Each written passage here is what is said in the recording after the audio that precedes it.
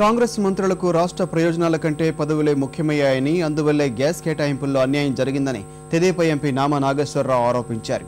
రాష్ట్రానికి నష్టం జరిగేలా నిర్ణయాలు తీసుకుంటే రాష్ట్రానికి చెందిన కేంద్ర మంత్రులు ఏం చేస్తున్నారని ప్రశ్నించారు. 32 మంది రాష్ట్ర ఎంపీలు జైపాల్ రెడ్డి తమ పదవులకు రాజీనామా చేస్తే ప్రభుత్వం దిగి వస్తుందన్నారు. రాష్ట్రానికి దక్కాల్సిన గ్యాస్ను మహారాష్ట్రకు తరలించడాన్ని వ్యతిరేకిస్తూ తెదేపాకు చెందిన 11 మంది సభ్యుల బృందం బుధవారం ప్రధాని మన్మోహన్ సింగ్ను కలుస్తుందని నామా తెలిపారు. ఈ కేబినెట్ నిర్ణయాలు జరుగుతున్నప్పుడు రాష్ట్రాన్ని ప్రొటెక్ట్ చేయాల్సిన బాధ్యత కేంద్ర మంత్రికి లేదండి. 2 ఈ విధంగా జరుగుతున్నప్పుడు రాష్ట్రంలో ఇంతకు ముందు కూడా కాంగ్రెస్ ప్రభుత్వం ఉంది. అప్పుడు ఉన్నటువంటి ముఖ్యమంత్రి ఏం చేసిందండి? 2 మంది ఎంపీలు చెప్పండి, మాకు గ్యాస్ మీద అన్యాయం జరిగింది, మీరు కనుక ఇది రివర్స్ కనుక చేయకుంటే మేమందరం కూడా రిజైన్ చేస్తామని చెప్పండి. లేకపోతే కేంద్ర మంత్రి అంతేందుకండి, కేంద్ర మంత్రి జైపాల్ రెడ్డి గారిని ఒక్కరిని రిజైన్ చేయమనండి. ఎమ్మటి ఇదంతా కూడా రివర్స్ అయిపోద్ది. అంటే వాళ్ళకి ఈ ముఖ్యం కాదు.